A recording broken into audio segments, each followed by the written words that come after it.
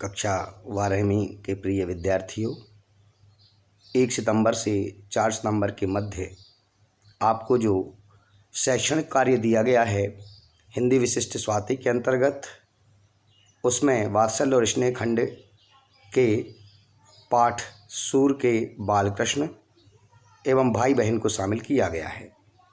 तो सूर के बालकृष्ण नामक पाठ में 4 पद संग्रहित हैं। चारों पदों के मैंने अलग अलग वीडियो तैयार किए हैं। इसके अलावा महाकवि सूरदास जी के जीवन परिचय का एक वीडियो अलग तैयार किया है। इस तरह से इस पाठ के कुल मिलाकर के 5 वीडियो तैयार किए हैं और वीडियो एक साथ इकट्ठे ना बनाकर अलग अलग इसलिए बनाए हैं ताकि बहुत अधिक समय ना लगे। छोटे छोटे वीडियो आप आराम से देख सकते हैं, समझ सकते हैं एवं उनको लिख सकते हैं तथा इन वीडियो को देखने से आपको आलस भी नहीं आएगा, उबाऊपन भी आप महसूस नहीं करेंगे। तो इस वीडियो के माध्यम से मैं आप सभी छात्र छात्राओं के सम्मुख सूर के बालकृष्ण नामक पाठ के प्रथम पद को लेकर आया हूँ। बहुधा इस पद को आपने भजन गायकों के स्वर में भी कभी कहीं ना कहीं सुना होगा। तो चलिए इस पद को गाकर चिंतन करके मनन करके समझने का प्रयास करते हैं। प्रथम पद है जिसकी प्रथम पंक्ति है, मैया मैं नहीं दधी खायो। तो इस पद के अर्थ को समझने के पहले हमें संदर्भ और प्रसंग की चर्चा कर लेना भी उचित होगा।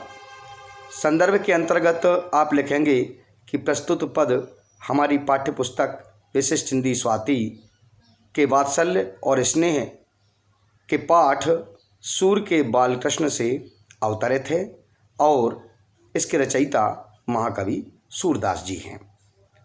इसके बाद प्रसंग लिखेंगे कि प्रस्तुत पद्यांश में भगवान कृष्ण माता यशोदा के सामने सफाई देते हैं कि उन्होंने माखन नहीं खाया है, जबकि उन्होंने माखन को खाया है। तो वो अपने बाल सुलभ तर्कों को देकर के अपनी माँ यशोदा को मनाने का प्रयास कर रहे हैं। अब हम व्याख्या की ओर बढ़ते हैं। बहुत ही सरल और संक्षिप्त व्याख्या है, आनंददायक है, भक्ति रस से भरी पूरी है। तो आइए एक एक पंक्ति का गायन और अनुवाद दोनों साथ साथ समझने का प्रयास करते हैं। मैया मैं नहीं दधी खायो। सूरदास जी कहते हैं कि भगवान कृष्ण अपनी माँ यशोदा से कह रहे हैं कि हे मैया, हे माता, मैंने दही नहीं खाया है। उनकी शिकायत हुई है, रंगे हाथों पकड़े गए हैं कन्हैया और अब कन्हैया अपनी माँ यशोदा को विभिन्न प्रकार के बाल सुलभ तर्कों को देकर के यह सिद्ध करने का प्रयास कर रहे हैं कि उन्होंने मक्खन या दही को नहीं खाया है। मैया मैं नहीं दधी खायो, अर्थात माँ मैंने दही नहीं खाया है। अगली पंक्ति, ख्याल परे ये सखा सबे मिली मेरे मुख लपटायो। मुझे ऐसा ध्यान आता है, याद आता है कि मेरे इन सभी मित्रों ने, मेरे इन सखा ग्वाल बालों ने और मेरे मुख पर दही को लपेट दिया है, दही का लेप कर दिया है, जिससे मैं पकड़ा जाऊं और मेरे दही करने की चोरी पकड़ी जाए। ऐसा इन्होंने प्रयास किया है। अगली पंक्ति को देखिए, देख तुही सी के पर भाजन ऊंचे करी लटकायो। हे माँ, तू ही देखो कि तुमने बर्तन टांगने वाले सीके पर, रस्सी का बना होता है जिसे छीका बोलते हैं, तो बर्तन टांगने वाले इस छीके पर दही के बर्तन को कितनी ऊंचाई पर लटका करके रखा है और तू ही निरखी नान्हे कर अपने मैं कैसे करी पायो। मैया मैं नहीं दधी खायो। हे माँ, निरखी माने देख कर, तू ही खुद देख ले कि मैं अपने छोटे छोटे नन्हे हाथों से इस ऊंचे बर्तन को कैसे पकड़ सकता हूँ, अर्थात इसमें से मैं दही कैसे निकाल सकता हूँ, क्योंकि मेरे हाथ तो बहुत छोटे हैं और दही का यह जो बर्तन इस छींके पर लटका है यह बहुत ऊंचा है। इस तरह से तर्क देते हैं।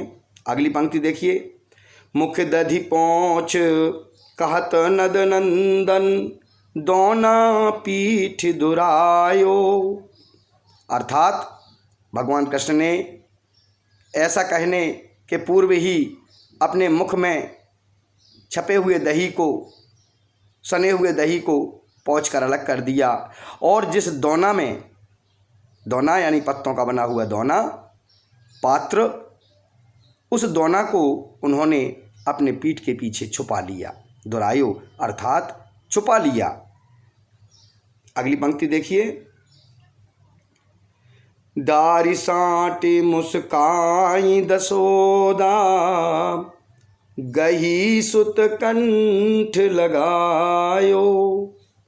माँ यशोदा अपने नन्हे बालक भगवान श्री कृष्ण के इन बाल सुलभ तर्कों को सुनकर के सब कुछ जान गई हैं, फिर भी मुस्कुराईं और अपने हाथ में उन्होंने जो छड़ी मारने के लिए ले रखी थी उसको एक तरफ फेंक दिया और अपने बालक कृष्ण को हाथ से पकड़कर अपने कंठ से अर्थात अपने गले से लगा लिया। अगली पंक्ति को देखिए, बाल विनोद मोद मन मोहयो भक्ति प्रताप दिखायो। सूरदास जी कहते हैं कि बालक कृष्ण के इस विनोदपूर्ण स्वभाव को देखकर माता यशोदा अत्यंत प्रसन्न हो जाती हैं और उन्होंने भगवान श्री कृष्ण के प्रति अपने भक्तिभाव के प्रताप को भी यहाँ पर प्रकट किया है। और अंतिम पंक्ति के रूप में जान लें, सूरदास प्रभु जसमति के सुख शिव बिरांची नहीं पायो मैया मैं नहीं दधि खायो। सूरदास जी कहते हैं कि माता यशोदा और भगवान श्री कृष्ण के बीच इस विनोदपूर्ण लीला को देखकर भगवान शिव जी और भगवान ब्रह्मा जी भी विवेक शून्य होकर के मुग्ध हो जाते हैं और उनके जो सुख की कल्पना करते हैं वह उनके लिए भी दुर्लभ हो जाता है। अर्थात भगवान श्री कृष्ण की इन बाल सुलभ चेष्टाओं का जो सुख उनकी माँ यशोदा को प्राप्त हो रहा है उसके लिए भगवान शिव जी और भगवान ब्रह्मा जी भी लालायत रहते हैं, तरसते रहते हैं, क्योंकि पारब्रह्म परमेश्वर पूर्ण साकार रूप में इस तरह की बाल लीलाओं को कर रहे हैं, अन्यत्र यह बाल लीलाएँ दुर्लभ होती हैं। तो इस तरह से प्रस्तुत पद्यांश में महाकवि सूरदास जी ने भगवान श्री कृष्ण की बाल सुलभ चेष्टाओं का, बाल क्रीड़ाओं का बड़ा ही मनोवैज्ञानिक और तार्किक विश्लेषण प्रस्तुत किया है।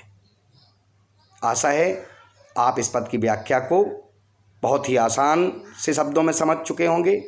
अब चलते हैं अंतिम बिंदु भाव सौंदर्य या काव्य सौंदर्य की ओर। तो काव्य सौंदर्य के अंतर्गत प्रस्तुत पद में ब्रज भाषा का सुंदर प्रयोग हुआ है।